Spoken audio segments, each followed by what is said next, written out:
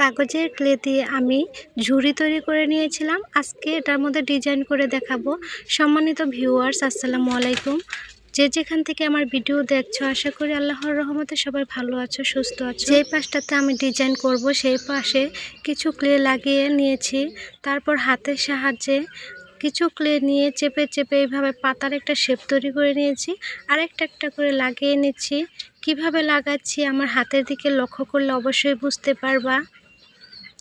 তো এইভাবে আমি আমার যতগুলো খুশি ততগুলো পাপড়ি সেট করে নিব। এখানে যে কোনো ডিজাইন করা যাবে, আমার যেমন ভালো লেগেছে আমি সেইভাবেই করেছি। চাইলে যার যার পছন্দ অনুযায়ী বিভিন্ন রকমের ফুল তৈরি করে নিতে পারবা। আর আমি এই পাপড়িগুলো লাগানোর আগে অ্যারারুটের মাল লাগিয়ে নিয়েছি, যাতে করে পাপড়িগুলো খুলে না যায়, একদম ভালোভাবে লেগে থাকে। তো এখন হচ্ছে আমি পাতা তৈরি করব। প্রথম দুইটা আমি ফুলের পাপড়ি তৈরি করে নিয়েছিলাম।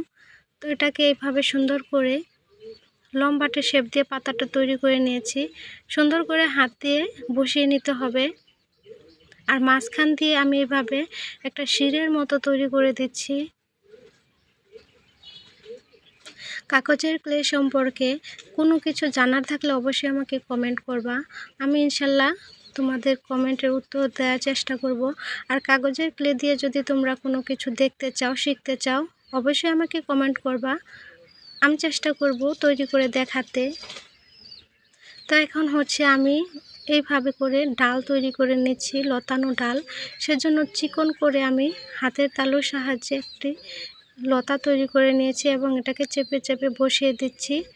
অ্যারারুট লাগিয়ে আমি এইভাবে বসিয়ে দিচ্ছি। কাগজের ক্লে দিয়ে তৈরি জিনিসপত্র শুকিয়ে গেলে অনেক শক্ত হয়।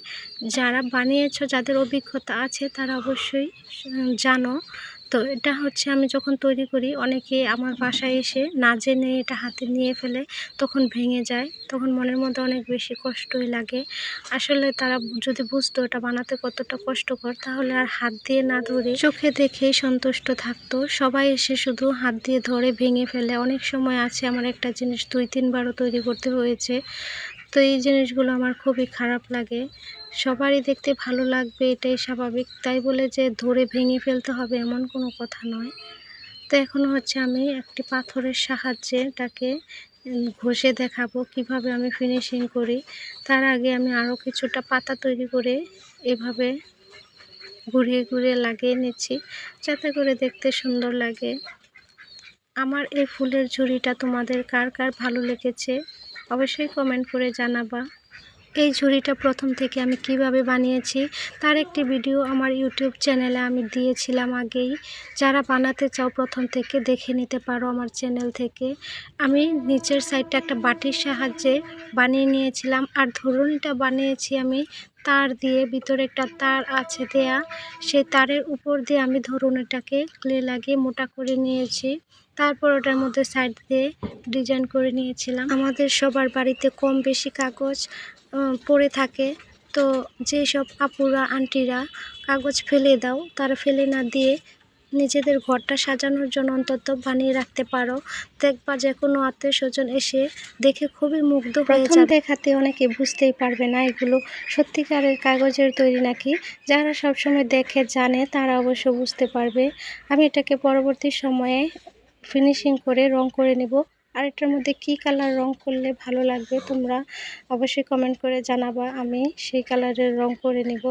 আমি কিন্তু শুধু আমার ঘরবাড়ি সাজানোর জন্য তৈরি করি না, আমি অনেক কিছু বিক্রি করি। বড় বড় ফুলের টব বানিয়ে আমি সেগুলো বিক্রি করি। তো তোমরাও চাইলে বিক্রি করে টাকা ইনকাম করতে পারো। আমি আলহামদুলিল্লাহ অনেকগুলো টব বিক্রি করেছি, ফুলের ঝুড়ি বিক্রি করেছি, সবুজ বিক্রি করেছি। এখন ভাবছি আরও কিছু তৈরি করে আমার নিজের ঘরের মধ্যেও আমি সাজিয়ে রাখবো। তো এখন হচ্ছে আমি পাতাগুলো কিভাবে তৈরি করে নিচ্ছি সেগুলোই দেখো। পাতার ডিজাইন দেওয়ার জন্য আমি একটি ছুরি নিয়েছি। ছুরি দিয়ে এইভাবে করে আমি পাতার যে রেখাগুলো সেগুলো তৈরি করার চেষ্টা করতেছি। এইভাবে করে প্রত্যেকটা পাতা রেক করে কেটে দিলে দেখতে খুবই সুন্দর দেখা যায়। যে এইভাবে করে চাইলে এখানে চামচ বা যে কোনো কিছু দিয়ে পাতা শেপটা দিয়ে নেওয়া যাবে। আমি ছুরি দিয়েই দেখিয়ে দিলাম তোমাদেরকে। আর এই পাতার শেপগুলো দেওয়ার আগে অবশ্যই অ্যারারুট দিয়ে একটু ঘষে নিয়ে তারপর পাতার ডিজাইনটা করতে হবে, তাহলে ফিনিশিংটা দেখতে অনেক সুন্দর দেখা যাবে। তো এখন হচ্ছে আমি নিচের সাইডে আরও একটু ডিজাইন করে নিব। তো ভিডিওটা অনেক বেশি বড় হয়ে যাবে, সেজন্য নিচের সাইডটা আমি তোমাদেরকে আর দেখালাম না।